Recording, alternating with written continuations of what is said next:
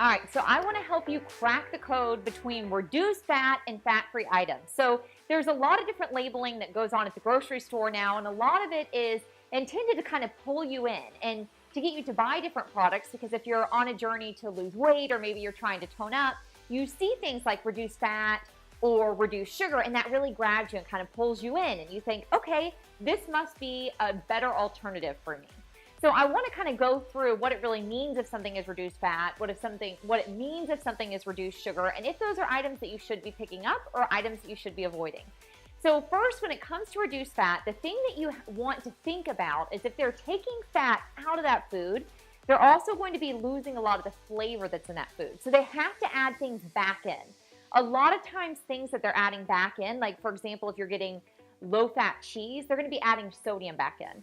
Sometimes they're adding extra sugar in, or it could be carbs. So I kind of want a light bulb to go off for you when you are seeing reduced fat, and I want you to be thinking, okay, reduced fat, but that might mean added carbs, added sugar, or added sodium.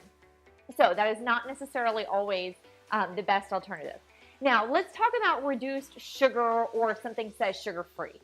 It does not necessarily mean sugar-free. It just means that it's made with a sugar substitute. So for example, we were in the grocery store the other day, and I love Reese's peanut butter cups, and we were going through the candy aisle picking up Halloween candy, and there was sugar-free Reese's peanut butter cups. And it's like, well, how is a Reese's peanut butter cup sugar-free?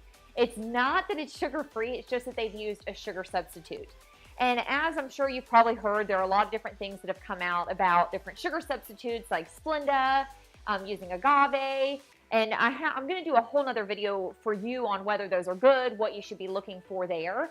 But typically for all of our members, and what I personally do is I use stevia in the raw. So if I'm looking at something and it's saying that it's reduced sugar or that it has a different sugar alternative, I'm looking for something that has stevia in the raw. So if an item has Splenda that's being replaced with, I'm going to stay away from that. That's not something that I want to grab or consume.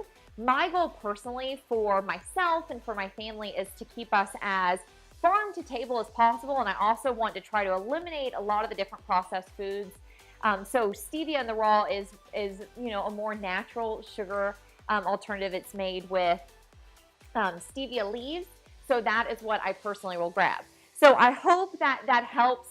A lot of times when I'll talk to members or talk to women who are getting started on their journey, or maybe they've hit a plateau, we start to really crack down and really look at what they're eating, and we find that sometimes they've been replacing a lot of things in their diet with reduced fat items, which they're picking up other things in addition, and so that's sabotaging their weight loss efforts or even their efforts to maintain.